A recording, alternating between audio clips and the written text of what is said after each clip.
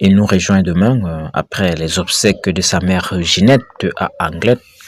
Didier Deschamps de retour à Boston avec le Bleu. Alors que le Bleu se prépare au sixième de finale, Didier Deschamps a repris le chemin de terrain d'entraînement. Une nouvelle annoncée par une interview de Guy Stéphane sur le compte X de Benin Sport ce vendredi. Ce mardi, une bien triste nouvelle est venue entacher l'enthousiasme de Didier Deschamps, fermement décidé à amener le Bleu au sommet dans cette Coupe du Monde 2026.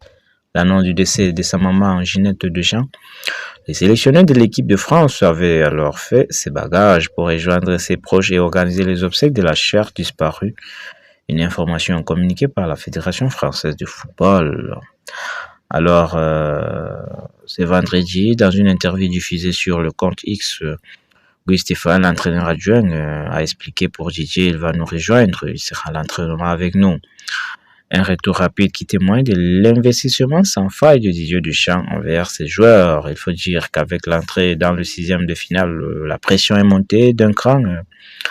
En effet, chaque match joué par l'équipe de France à compter de maintenant sera élimination directe. Le mardi 30 juin, le Bleu feront face à la Suède et pourront se retrouver face à l'Allemagne, bien placés dans le pronostic de leur tour suivant. Didier Deschamps devra donc faire en sorte de dépasser son seuil pour accompagner au mieux ses joueurs malgré la difficulté de la situation. Le fait qu'il a déjà, hélas, une certaine expérience en la matière. En effet, il y a 4 ans, en pleine Ligue des Nations, l'entraîneur emblématique avait déjà été confronté à une tragédie similaire. Nul doute que la solidarité qui lie le Bleu et leur staff va s'avérer cruciale dans le prochain jour. Alors que les sélectionneurs de l'équipe de France avaient rejoint la France de toute urgence pour enterrer sa mère, Ginette Deschamps, le Bleu ont tenu à lui témoigner leur soutien juste avant leur match contre la Norvège qui a eu lieu ce vendredi.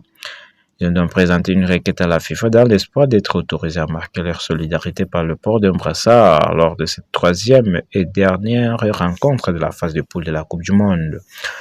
Leur demande a été refusée. Le joueur de l'équipe de France ont néanmoins rendu hommage à leur entraîneur en lui adressant une pensée particulière lors de la minute de silence observée avant le coup d'envoi de la rencontre, en l'honneur des victimes de terribles séismes qui ont dévasté le